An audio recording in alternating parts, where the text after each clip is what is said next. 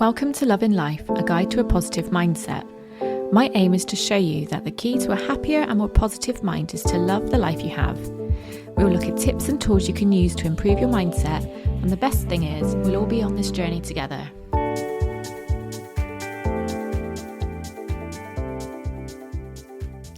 Welcome back to Love in Life. I have to start by saying a massive thank you to everybody.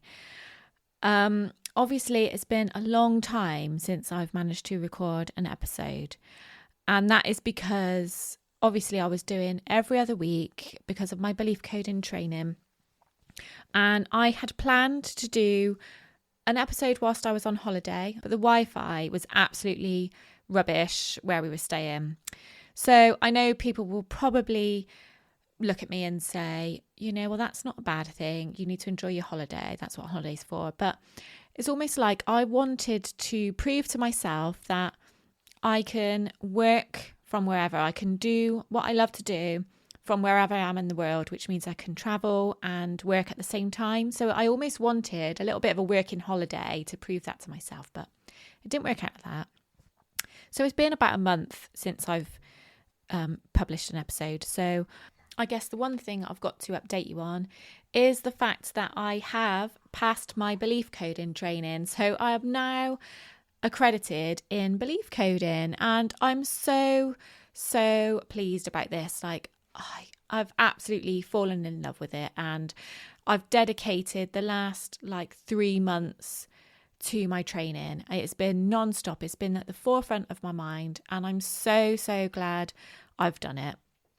I know I've talked about it an awful lot on here, and a few of you have already booked in sessions. So thank you so much. Thank you. And if anybody else is interested in finding out about it or booking a session, then please do send me a message. I have to send you an apology for the fact that it's been a month, but a massive thank you for being patient and for understanding and for hanging in there and for tuning back in again. And I think you'll be pleased that you did tune back in again, because I finally got my first guest. Without further ado, please enjoy the rest of the show. So my first ever guest on the show had to be this person. We've been working on a self-development journey simultaneously, and whilst mine was to discover my purpose, this person already knew her goal. Her goal, once she discovered her love for bodybuilding, was to get up on the stage and compete. I can only imagine the mental challenges she's had to face in order to achieve her goal. So I wanted to talk to her about how she's had to change her mindset along the way. Not only is she a great support to me, as I hope we are to each other, but she's a massive inspiration, and she also happens to be my lovely sister-in-law. So Say hello, Hayley. Hello. Oh my God, that was so lush. Thank you so much. I feel like I could well up listening to yeah. I'll be listening to that over and over and over when it goes live. Just give myself a little ego boost. So obviously I've been saying for ages that I'm going to get a guest on the podcast, and I always knew that I wanted you on first. It's just taken me so long to get around to doing it. But we're finally here. But I know we're not going to be talking too much about the bodybuilding aspect today. Obviously I've got a mindset podcast, so that is what we're going to focus on. And you've obviously had to adapt your mindset to be able to do what you've done. But before we go into any of that, I just want to know, what made you decide to compete in the first place? Oh my God. Well, I've been going to the gym for several years, really. And all throughout lockdown, I started taking the gym and training more seriously, training out of the little garage in our old house where we used to live. And at the time, I had a lifestyle coach who was also a bodybuilder. And that's what kind of opened my eyes to the sport, really.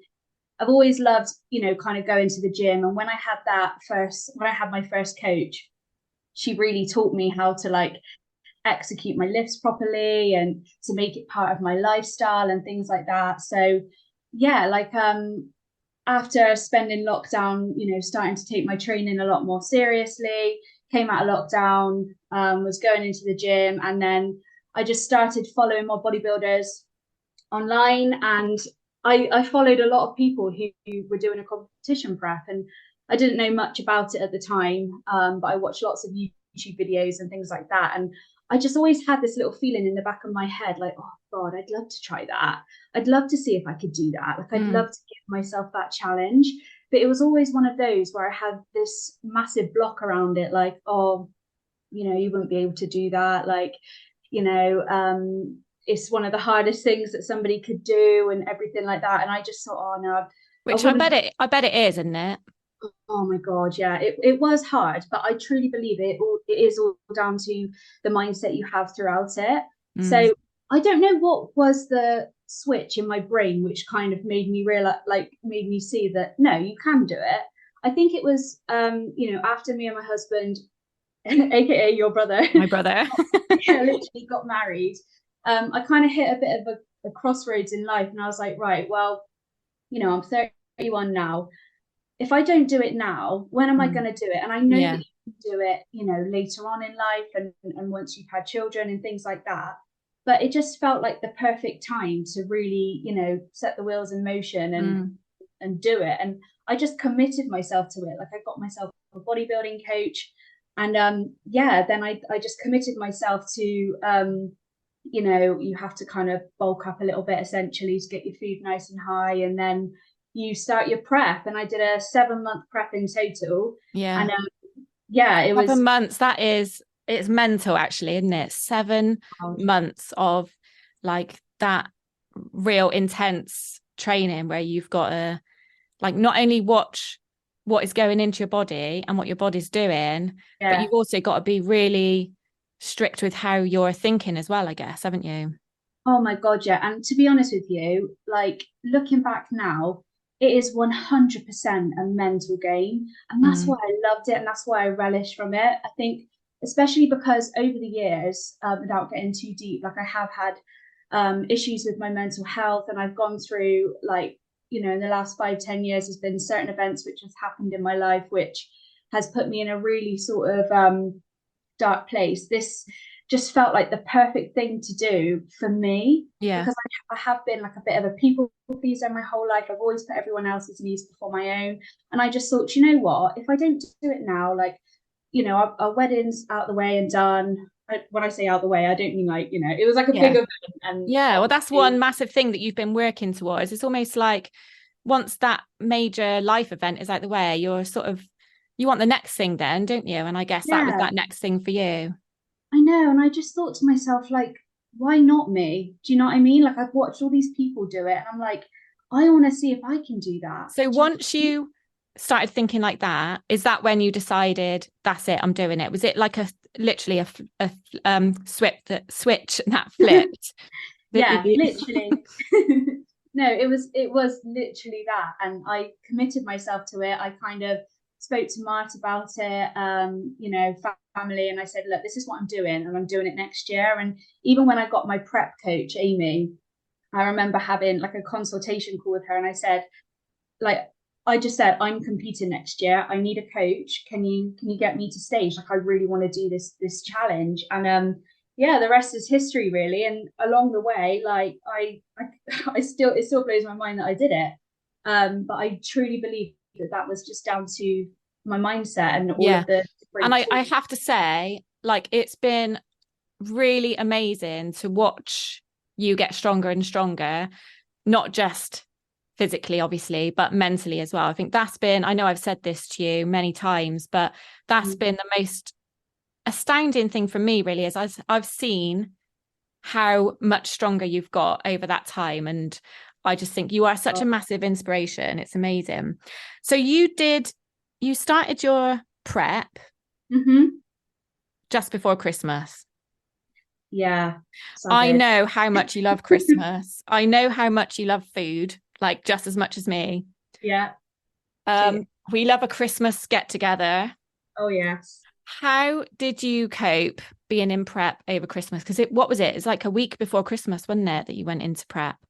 Yeah, that's right. So I went into prep the week before Christmas. I mean, luckily I did have Christmas Day off, which was Mm, nice, but it was still difficult. Well, it wasn't, I mean, it's all down to how you frame it. I mean, I think because that was right at the start of my prep, it was, a little bit difficult, especially going to social occasions and not joining in. But that's like part of the challenge of prep. And mm. I think because I just had this goal, so you know, it was just in the front of my mind. Everything that I was doing, I was just kind of like, it's okay because Christmas rolls around every year. Do you know what I mean? Mm. And something that I told myself throughout my prep as well is like the food isn't going anywhere, and what Yeah. really matters is that quality time with people. So like I say, I did have Christmas Day off of like my meal plan, Mm. but then after that, it was straight back on it, and it was weird. Like anyone who's done a bodybuilding prep will know this, that you literally just go into robot mode. And I owed it to myself. I told myself I was going to do this thing, and I just was going to make sure that nothing was going to veer me off And that's course. so admirable because, like, considering it was only a week before Christmas, like that must have been a really tricky time to have started as well, because obviously part of you must have thought, well, I'm only a week into it. Or, somebody who's not as Yeah, mentally strong could have thought, well, I'm only a week into it. What's an extra week gonna matter? But you stuck through it. So, honestly, that is just amazing. And I can't believe you did it. Not because I can't believe you did it, but I like know. that must have taken so much strength. But going back to what you just said about appreciating time and like having that gratitude for spending time, like the quality time with friends and family. Like it's not just Mm-hmm. about getting together, having a drink, having Mm. food. Like it's just appreciating that time, isn't it? So I bet it really made you appreciate that over the whole 7 months, didn't it? Oh God. And do you know what? That is the one thing that got me through this whole prep. I don't know whether I'm getting ahead of myself here, but literally it was just having a sense of gratitude. It was having a Mm. sense of gratitude for the people around me that were supportive of me. I Mm. mean, I know it's not the same for everyone, but I had such a amazing support network around me. And I made sure that, I set, I told them before going into my prep, like, this is what I'm doing. It's not forever. It's just for a few months. It's really important to me. Mm. I want to do this. I'm going to do it. Mm. And luckily, I've got such amazing family, friends, and husband that they were like, okay, that's fine. And And nobody ever, sister-in-law, and sister-in-law, well, yeah, you come under the family, friends, family, yeah, friends, all of it. everything, dance partner. But yeah, like yeah, it was just, I think everyone could see, like, I'm one of these people, when I put my mind to something, that's it. It's like, I'm Yeah. doing it.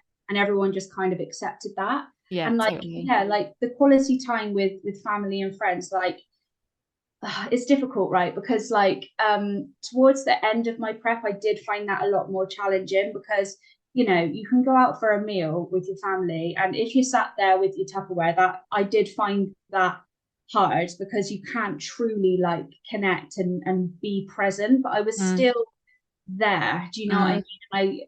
I was so grateful for my family throughout all of that. Yeah. Like yeah, it did, like the sense of gratitude and appreciation, and it really taught me by being so strict for those 7 months, just how much we take life for granted sometimes, like going for coffee and cake with my mom, and going on a last minute date night with Ma, and things like that. Like it really taught me like, oh, that is what life's all about. But at the Yeah. same time, everyone understood that I had a goal. This is only temporary. It's not like I was doing this forever. And luckily, everyone was really supportive of that. And I know I'm in a fortunate position Mm. to say that. But yeah, it did really help.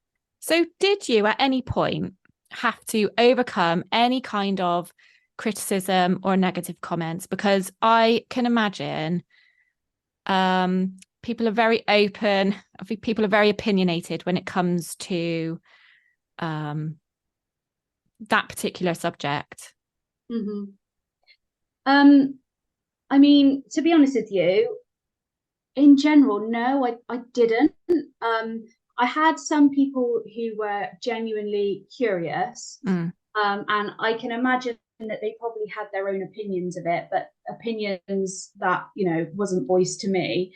I think with bodybuilding and doing a challenge such as this, which I will add is very extreme and I wouldn't recommend, well, you know, I would recommend it if you know exactly what you're getting into, Yeah. because it is a challenge, And but have a I would say coach and all that. Yeah. exactly, and you know exactly what you're doing. There's definitely other goals that you can do which will give the same sort of effect, like mentally. Yeah. Um, but in terms of like negative comments, I have had negative comments from people. And the way I kind of tackle that is I would journal it out. So I would, you know, if I had a negative comment or somebody criticized me, I would, and it like you know, brought on a negative emotion inside me, like that's obviously triggered me. So I would kind of journal on that and try and pinpoint why that has triggered me. Yeah. And I think Yeah. another key point to remember with that is when people do criticize this, it's usually because they just don't understand it, and potentially, you know, you're doing something that they could never do. Absolutely. And that's something that I've learned along the way as well, is when it triggers something in other people, it's usually a reflection of them. them, yeah, of something that it scares them, or they don't feel that they would be able to do it. It triggers you and it triggers them as well, isn't it? Well, yeah, that's it. And the thing is, with bodybuilding, people don't really know that much about it. So to other people, it just looks like, oh, why is Hayley getting peeled for the stage to, you know, stand up in front of a load of judges in front of in a sparkly bikini? Like, people just don't get it. And they see me like on the Stairmaster for 90 minutes every day, but I'm saying things like, but why is she doing it? Like, oh, you're mad. I don't know how you do it. I don't know how you're motivated. It's not about motivation. It's not about that. It's about the mental resilience, and it's about the discipline, and it's the proving to myself, like, yeah, this is really fucking hard, but I'm going to do it. Yeah. And it was honestly like throughout the whole thing, me versus me. So that was more, you know, that kind of over, what's the word? It just kind of overrided. I don't even know if that's the right grammar, but yeah, it overrided any negative sort of comment, because I just thought, well, that's fine. You think that, that's cool, but I'm gonna do it anyway. yeah. Luckily, Which is amazing, because, like, you know, I've been quite open about my fear of judgment. Like, it's something that I've been working on since I had that. I think it's something I've always needed to work on, but that negative feedback that I had about my podcast that time, what was that, about 6 months ago, that has really jumped out at me, that something that I need to work on is fear of judgment. So, like, how the fact that you had to stand on a stage in front of hundreds of people, like, how did you do that?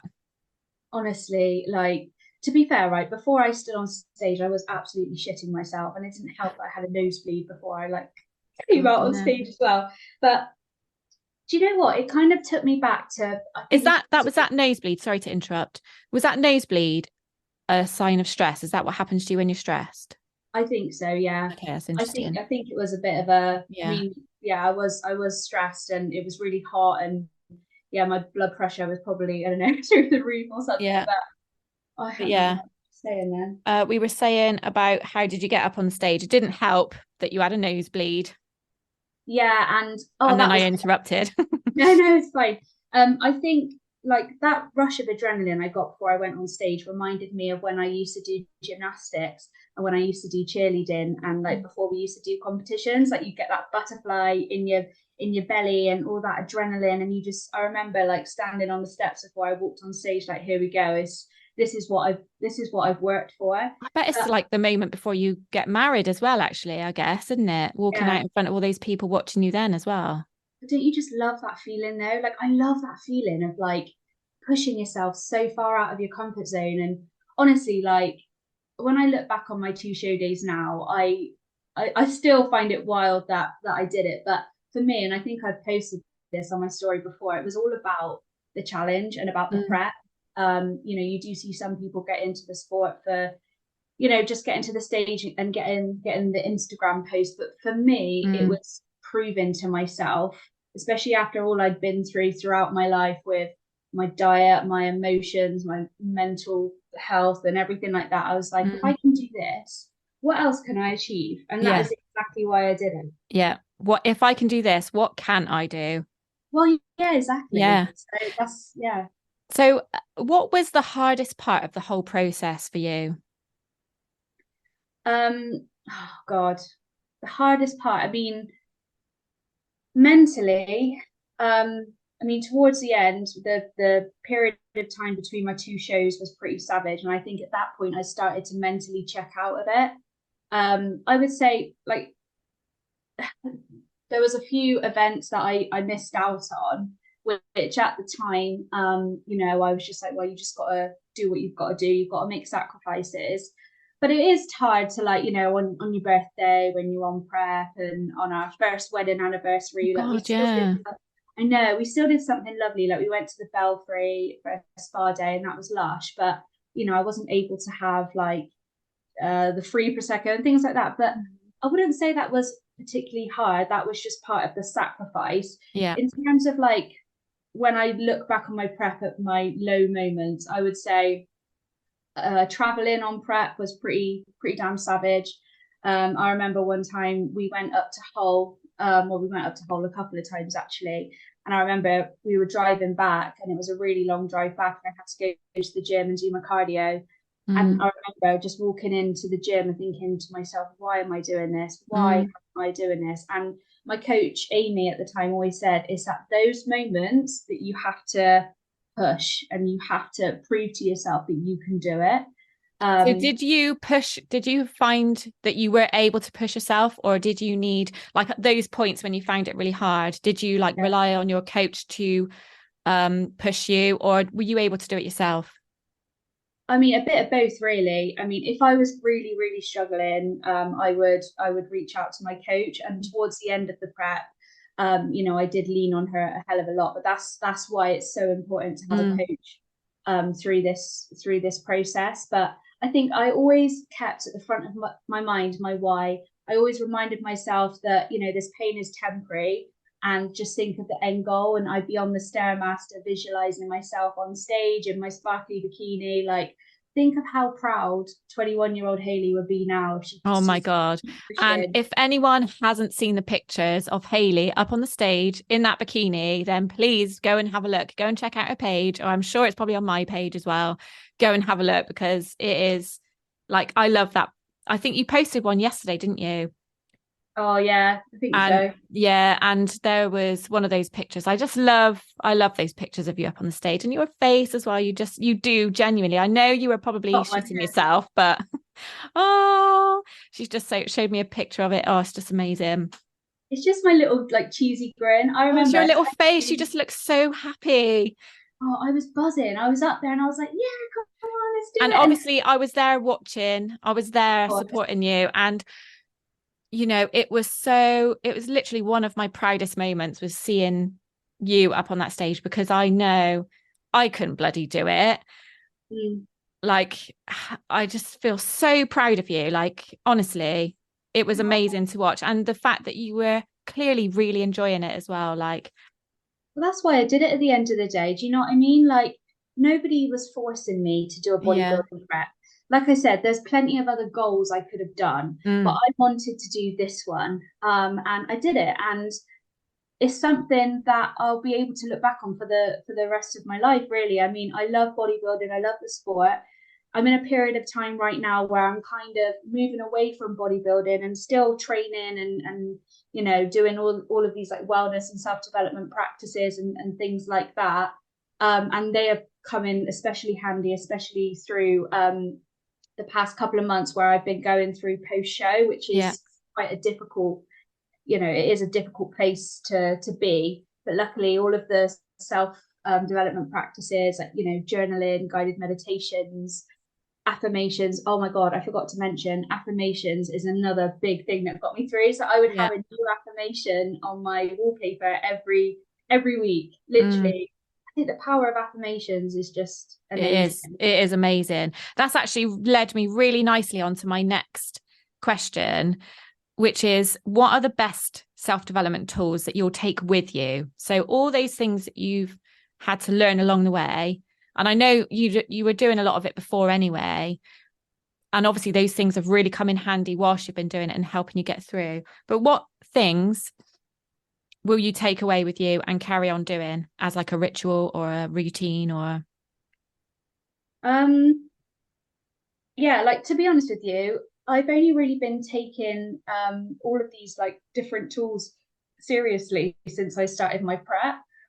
Because obviously, we've both been on a bit of a self-development journey over the last couple of years, but the tools that I kind of will implement and take with me is just I've got a bit of a self-care list on my phone of things that soothe me when I'm feeling like stressed or overwhelmed or anything like that. And these are all like, by the way, these are all different tools and tricks I've learned from listening to podcasts, yours included, and like reading self-development books and things like that. So journaling, journaling out my thoughts, even when I'm feeling like I don't, there's nothing to really journal. I just sit there with a paper and pen, and even if it's a gratitude list, gratitude is like the biggest one for me. Like I mentioned before, like I think now I've put my body through something like that. I think my whole life, without getting too deep, I've always kind of not been very kind to my body, and prep, it really did teach me like my body's actually doing so much for me. yeah. And I know it's kind of a bit of a backwards way to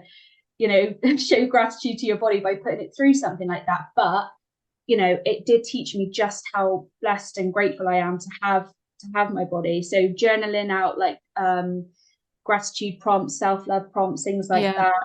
Going back to that, what you just said about having gratitude for your body, and I think that's one thing actually that I think a lot of us do take our body for granted, and until you're in that position where you have to take your body for granted, like for a lot of us or for some people, it's too late before you then start actually being grateful for what your body can do. Like when people have an illness, for example, that's when you start feeling grateful for how you were feeling before. But you've now got this amazing tool, an amazing experience of being grateful for what your body can do. And you've obviously put your body to extremes and you really know what your body can do. It just gave me a whole new sense of appreciation for everything in my life, really, for the people around me, for the gym, for my coach, my body. Like every morning I was on the Stairmaster and I would look down at my legs and I'd just be like, oh, thank you so much. Like, hang in there, we're almost there, you can do it. Which is probably why now I am kind of transitioning away from bodybuilding. Like, never say never, but I think after putting my body through that, I just want to really look after it now and really like nourish it and move it in a way which feels good. And like obviously still love weight training and lifting heavy. Like I love that and how that makes me feel. But yeah, it's really taught me just how, grateful I am for it. And I still can't believe I did it. It still, blows my mind. I remember, I don't know whether you ever did this, Lise, but did you ever used to like record affirmations in your own voice and listen back to them as like a Do you know way of what? manifesting? I've never done that, but funnily enough, one of my clients that I worked with the other day, after a belief coding session, I send people their new beliefs. Yeah. And as like affirmations, really, so as they can do what they want with them, save it as a screensaver or whatever. But she actually said, sent me a message to say she's recorded it in her own voice, so then she can listen back to it. Oh, I Like love that's it. such a good idea. That's something I've never done, is listen to it in my own voice. But I can imagine that's really powerful. Yeah, that is exactly what I did. So it's probably, I mean, I won't play it, but that would be funny if I did. But I would just, yeah, I'd just cringe if I did. But I remember, like when I can't remember when it was. I think it must have been like early last year, and I recorded. I think I said, "I'm so proud of myself as I've stood on stage in my first ever bodybuilding competition," and I think I've still got it recorded. And I just thought, I'm going to do it. I'm going to make it happen. And like the other one that I've got on there is about my PT business, and now that's happening. So it just goes to show, once you take that aligned action, you can. And now you can look back and you think, bloody hell, I did stand on that stage. Oh my God, I've done it. Yeah. Oh, it's a great experience though. I love the challenge. It was, yeah, it was fantastic. It's, yeah, I'm still navigating the murky waters of post show because it is a bit of a strange time after being Yeah. so hyper focused on golf for so long. But I'm just doing all of my self care practices and all of the things that I know make me feel good, and that's Because all. going back to something you said just a minute ago, actually, about, you didn't really do all those tools, all those self-development tools we were talking about. You didn't really use that before you really got into the bodybuilding and decided to compete. And I Yeah, guess that's the thing, is like, in order for these things, the affirmations and all of that to really mean something to you, you have to have a goal, don't you? yeah, you have to have something challenging where you I mean, it's difficult because anyone can start implementing these tools. We've all got something within us that, you know, not that we need to heal from, but like something that will help propel us forward, That's whether how you've that's, had a belief coding session. oh my God, yeah, literally. Oh my God, yeah, belief coding is amazing, guys. You should all get a session. But yeah, it's, I guess, like what I've been doing is just, it sits within the pool of belief coding, doesn't it? Because Mm. it's just another alternative therapy, and it's just another way for you to, keep moving forward towards being the best version of yourself. And that is why we do all of this, right? You know what I Yeah. mean? So now you're obviously we said about, how much easier it is to do all those things when you've got a goal. Yeah. Now you're post show, and obviously it's a long process coming out of post show, because you can't just go from that to that, Yeah. because that's unhealthy. Obviously, just Yeah. as much as you need 7 months to build up to it, I guess you need months to come out of it, don't you? So what Yeah. is your goal now? Do you know what? My goal now is to just keep doing the work on like my self development and my self image, because my self image has taken a bit of a knock coming out of show. Because if you think about it, when you're doing bodybuilding, you're hyper focused on how your physique looks because that's Mm, what you're judged upon. And obviously, after doing that for so long, I've kind of picked up these behaviors where I am kind of looking in the mirror and I'm like, oh God, like put on a kilo here, kilo there. But I'm just regaining the weight that I lost as part of my exactly. prep. And I'm just kind of focusing more so on what my body does for me rather than the aesthetics of it. So going to the gym and lifting weights to make me feel strong and not necessarily for how I look. So it's shifting that focus. And what's really helped me with that is, coming back to it again, just journaling and journaling out, how, well, yeah, just doing the things that make me feel good. So, sorry, I've lost my train of thought No, now. that's okay. I'll tell you what, the next question I was going to ask you is, what is the biggest thing you've learned about yourself through all of this? Oh my God, that I can do the hard shit. I think before, like, growing up, I've always kind of been like, I don't know, the sensitive one, or the one that, I don't know, I always kind of felt like I haven't really ever achieved anything spectacular. And I know that sounds really savage to say that, but I always just kind of feel like the last sort of 10 or so years, I've just been like coasting through and I've not really had any sort of goal or purpose or direction. And when I started getting into the gym, I just loved it so much. And I just thought, with a bodybuilding competition, I can tie in my love for the gym with achieving a goal to make myself feel like, yeah, you did that, Hayley. Like, you did that. It was all on you. And I think, that was, yeah, the biggest driver really. Yeah. So Right now, is the buzz for you that you've achieved your goal, or is the buzz for you that you did the bodybuilding, oh, you achieving competed? goal. Is it? Yeah. Oh my God. Yeah. And like, I actually put this in my notes as well. I don't know about you, but I literally keep everything in my notes. But I put in here like ages ago, like what brings me true, like, I don't know, what brings me joy in life. I mean, lots of things bring me joy, but like a big one for me is setting myself a goal and accomplishing it. Yeah. Yeah. This was what that was all about. I love bodybuilding. I love setting myself a goal and actually doing it. And this was like the ultimate sort of thing for me to do. And once I put myself out there, I'm not forgetting as well, I had so much support on Instagram as well. Like everyone was so lovely and following me along on my little journey and stuff like that. And that support was amazing too. But it really, it just proved to me that if I can do that, what else can I apply that sort of resilience to? Do you know what I mean? Absolutely. Yeah, definitely. Well, what's next for Hayley then?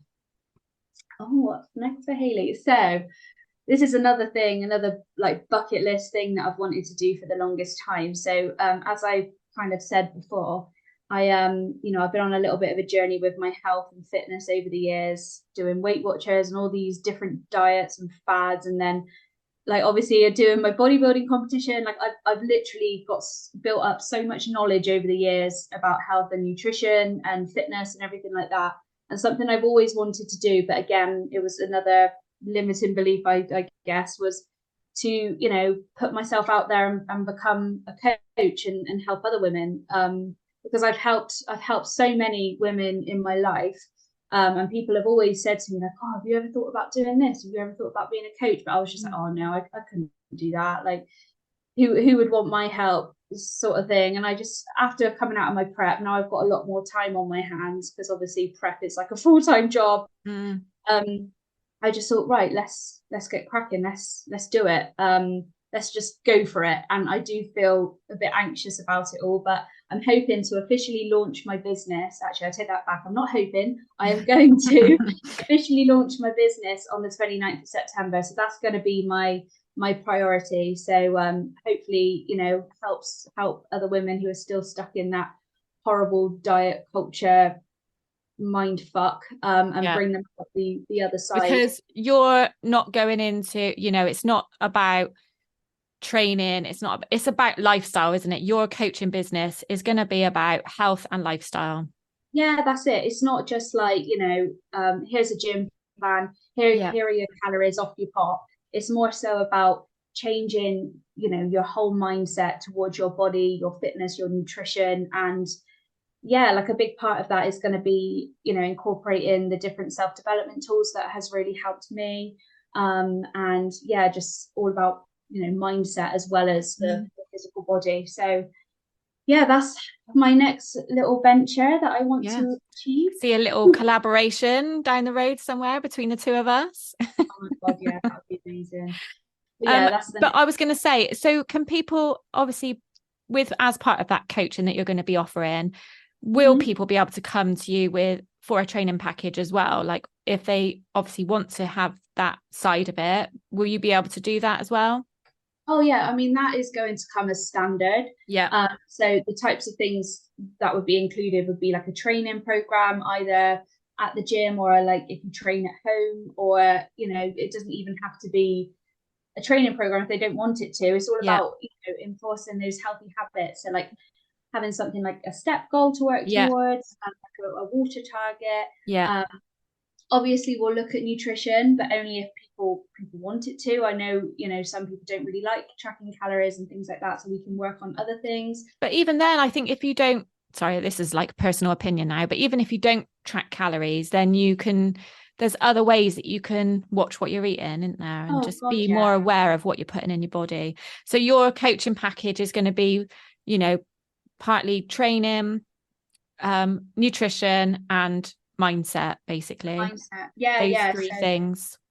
Yeah, that's it. And like a big thing that I think people do kind of fall down the rabbit hole of is, self-sabotage. And that's what stopped me for so long doing things.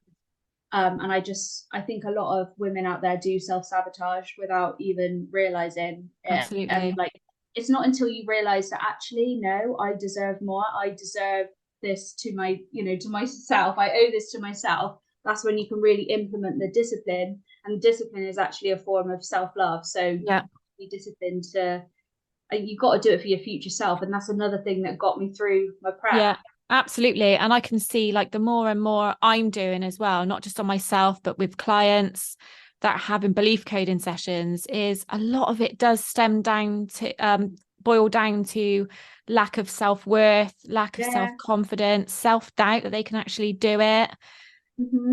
So and all this goes together, doesn't it? Exactly that. And that's what it all stems from, is and belief coding, going back and get into the root of why that is the only way you're going to really overcome it. But a lot of what, I'm doing is just helping people move into that direction, getting them to the Yeah. best version of Well, themselves. that's it. Like with belief coding, it helps you heal, but also it helps you move on to the next action you need to take to achieve your goal, which Absolutely. which is then what you're doing. So how, because I'm sure a lot of people are going to resonate with what you said about, the whole diet culture. Mm. Society has told us that we have to look a certain way and Oh all my this, God, I blah, blah, know. blah. So if people resonate with this, how can they work with you if they want to reach out to you? Okay, so I've got my personal Instagram is just Hayley Hughes Fitness, and then I've got another Instagram page that I set up the other day called Hayley Hughes Coaching, and there is a link in there to my inquiry form.